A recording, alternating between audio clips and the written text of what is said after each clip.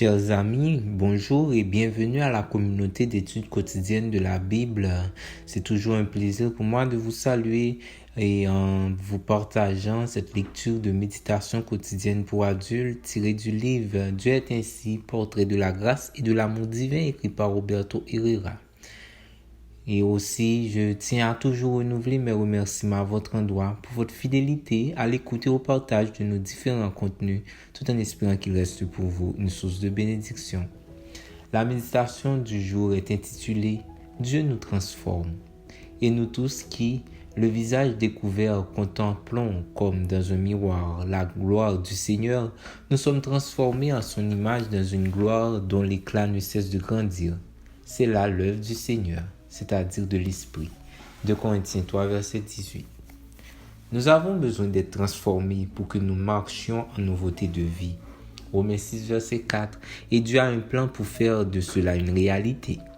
Le texte d'aujourd'hui nous dit comment il parviendra à opérer cette transformation en nous, par l'œuvre du Seigneur, c'est-à-dire de l'Esprit. C'est pourquoi l'apôtre Paul nous dit « Laissez le Saint-Esprit diriger votre vie ». Galates 5, verset 16.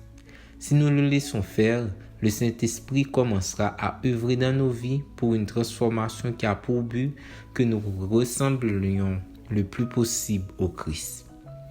Jésus est notre modèle et notre maître, et nous devons devenir ses imitateurs et ses disciples. C'est ici que l'œuvre de l'Esprit est vitale. Vous êtes-vous déjà engagé à observer attentivement la vie de Jésus, ses enseignements et son exemple pour lui ressembler toujours plus? Dans ce processus, avec persévérance et de la main de l'Esprit, une transformation progressive aura lieu jusqu'à ce que les traits du caractère de Jésus, le fruit de l'Esprit, se voient dans votre caractère. Amour, joie, paix, patience, bonté, bienveillance, fidélité, douceur, maîtrise de soi. Parce que ceux qui sont au Christ Jésus ont crucifié la chair avec ses passions et ses désirs. Galates 5, versets 22 et 24. Pour des êtres humains, pécheurs et faibles comme nous, il n'existe aucun autre moyen d'être transformés en chrétiens et saints. C'est ainsi qu'ont été transformés les disciples et les apôtres avec qui Jésus a établi l'Église. Ils ont eu le privilège d'être physiquement avec lui. Ils ont marché avec lui, mangé, parlé, travaillé, prié, pleuré avec lui. Ils se sont reposés et récréés avec lui. Ils ont appris de lui et observé ses enseignements.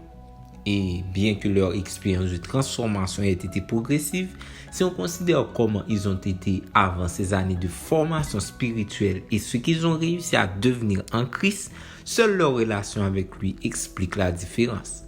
L'expérience de ces hommes n'a pas été une parenthèse que Dieu a ouverte dans l'histoire humaine, mais un exemple vivant de ce qu'il veut et peut faire avec vous.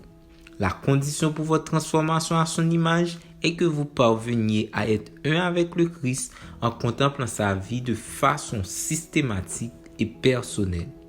Dieu a pour ce faire le pouvoir et un plan. Et vous?